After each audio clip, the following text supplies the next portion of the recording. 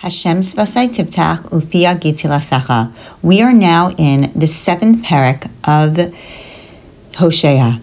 This parak will highlight what we know to be true, which is that anything that is written out for us in the Tanakh is written L'Doros.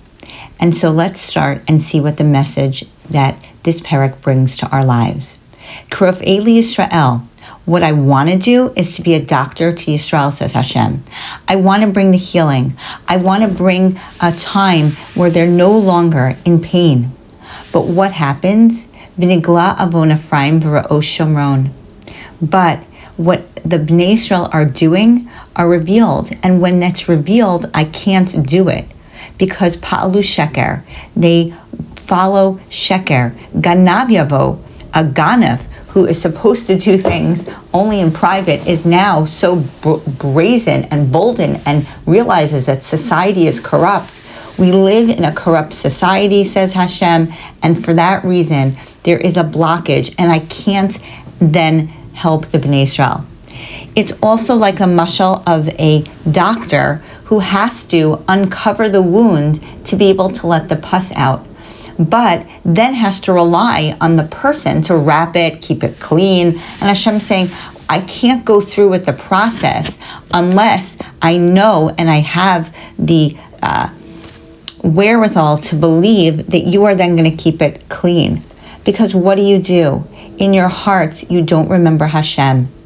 In your hearts, everything that happens, B'ratam yismachu melech, the only people that benefit from your type of behavior, the behavior of going after those things that you pleasure, your desires, are kings and officers. Why? Because they benefit from bribery, they benefit from kavod, they benefit from all of the things that you as a society are holding to stead. Kulam minafim, you are adulterers. And this, again, we know is a big part of the parak. What does that mean, adulterers?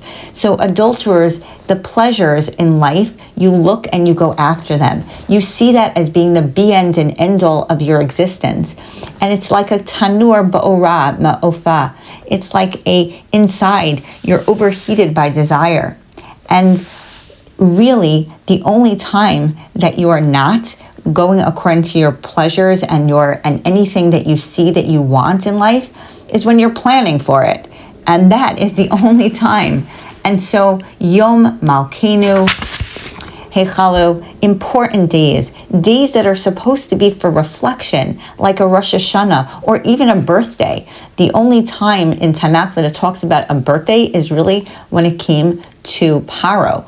So but we know that birthdays have a very special part in our existence. Those are days of bracha. Those are a day to really focus on the good, but instead you're not. You're focused on the partying. You're focused on the yayin and anything that you can get your hands on, the presents, and what it could mean socially, what it could mean to you. And so there's no way, Hashem says, how can I go and give you everything and heal you and be a part of your life if there's nothing inside of you and in your existence that is understanding, introspection, doing something that will allow for there to be a semblance of me in your life. And so for that reason, you go to bed at night and you sleep thinking of what's going to be the next day. And that's the only time that you're not involved in your own pleasure pursuits. Va'achlu et shofteihem, and you eat the shofteihem, meaning you don't go according to halacha, you kill the Sanhedrin, kol malchehem naflu, and bad things happen, both to you but also to the kings. Ein koreh behem alai, but none of them do you call to me. When bad things happen in our lives, do we call out to Hashem? Or do we say that it's a function of nature, it's a function of society, it's a function of politics, it's a function of just the natural course of the world? Anything, any disappointment, Ein koreh behem alai, no one calls to me. But who do they call to instead? The amim hu yitbalel. You call to other nations. You call to people that you think are going to help us. And you even wait online, but for nothing, because they're not going to. They're going to turn you right over. That when you rely on other nations, they're going to backstab you. They're not going to be exactly what you need. Achlu zarim kocho. Strangers are going to take your power. When you get influenced by the way of the world, you think that that's going to be helpful if you blend into society? No, they're just going to take your power from you. V'hu lo yoda, and you don't know. Gam seva, in the time when you're older, when you should be more reflective and you should be having the right priorities, zarkabo v'lo yada, that's not when you know. And it's interesting, Rabbi Rosner mentions that why is it that our hair turns white when we get older? And the answer is because it contrasts the black. When we're younger, we're black. We're filled with all of the colors together, all of our desires and our passions. They're all interwoven, like all of the colors being colored together. But as we get older, what should happen is that we should be able to see clarity of what our priorities should be. And our desires and the things that we really think are important in life should start to get cleared up. And so that's why Hashem says, that's why he makes for our hair to be white.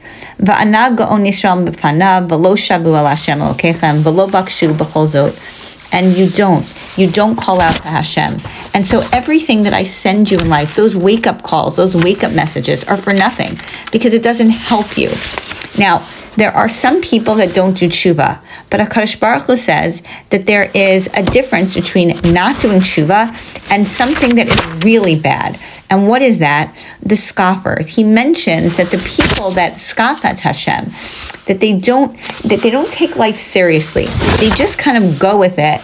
But not only that, they'll be the one to crack that sarcastic comment or to be cynical. Hashem says there's no place that you might get all the way up. You might do other mitzvos and you might get up to the Kisei HaKavod, but there's no place for you there, because that's the antithesis of what it means to be a Yiras Hashem, is that you can't make light of situations.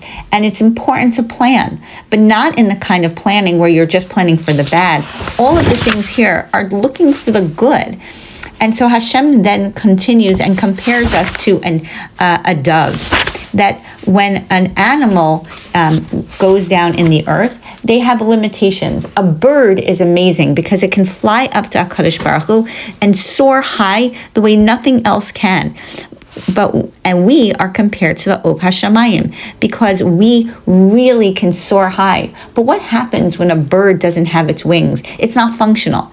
And so at our high point, we're high, but at our low point, we're not functional. We're so low. And Hashem says, you're like the Ov HaShamayim, Ba'oridim, I will bring you down. The Asirim, and I will give you certain bad things. Kishma La'adasam, because you have to hear my message. And it's terrible that you're not. And so the only reason that I do things is so that you'll heed and you'll take note. You'll change it up. You'll look. You'll be like, why is this happening to me? I have to look deeper inside. And I don't have to look to other nations, to other mediums, to my friends even, but rather to Hashem, through tefillah and through just looking at your ways. That's the way Hashem says everything would go, but lo zaku alai. You don't cry out to me. You don't cry out to me in tefillah. You don't cry out to me and just find the hashgacha pratis, like we mentioned, just divine intervention in your day. And instead, for that reason, you think that all of what you want is going to come to you. It's not going to. And I have to continue to send Yisurim, Chazdakti, that are going to strengthen the idea, because you are Yachshu Ra, because you don't think good and you don't think well. So it's not going to help for me to do anything, Hashem says. It's not going to help me to continue to heal you, because it's like a child that you continue to give to and they don't ever then turn their ways. But it also hurts Hashem to have to do terrible things to HaKadosh Baruch Hu. He says, listen, I'm waiting for the time that you could connect those dots. I give you everything that you need to connect those dots. And some of those things are really painful. Life brings a lot of challenges. But at every point of the challenge, if you correctly identify who the challenge came from, says Hashem, then you won't have the challenge. I won't have to send you the challenge at that point. At that point, it will be good enough for you to just benefit from the beauty of our relationship and the understanding that nothing happens for no reason. And so if you go through life and you can find the reason and you can find the deeper message, then I don't have to change your oyev. I will then change the oyev to the ohev. I will then make things happen in a beautiful, easy way for you. But if not, and you go along these paths, then the only people that benefit are the people that don't deserve the benefit, the evil kings who are going to be killed anyway, the leaders that are not good, the passions that are not going to leave you with anything that is sustainable and good. And so it's a lesson for us in life to prioritize the right things. And when things don't go right in our life, instead of screaming out and trying to fix them all ourselves, Hashem says, please, first just recognize where they came from. Recognize the hand of Hashem in all of it. It's not an easy thing, but I love you, says Hashem, and I just want to heal you. I want that the surgery should happen so that the healing process can be, and not just to cut you up to no avail.